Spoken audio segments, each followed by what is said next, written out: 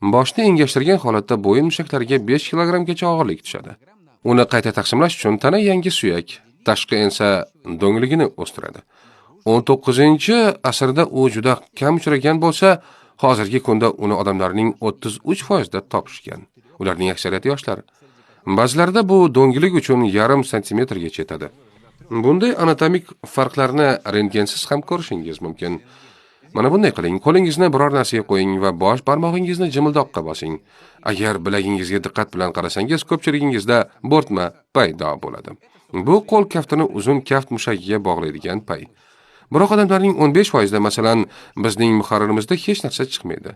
Chunki ularda bu pay yo'q.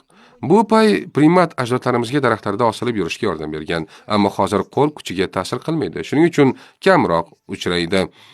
Agar sizga plastik jarrohlik kerak bo'lsa, bu payni kesib olib tanadagi boshqa qismni yasash uchun ishlatishlari mumkin. Masalan, lablarni kattalashtirish uchun implant yoki osilgan qovoqlarni tortish uchun karkas sifatida.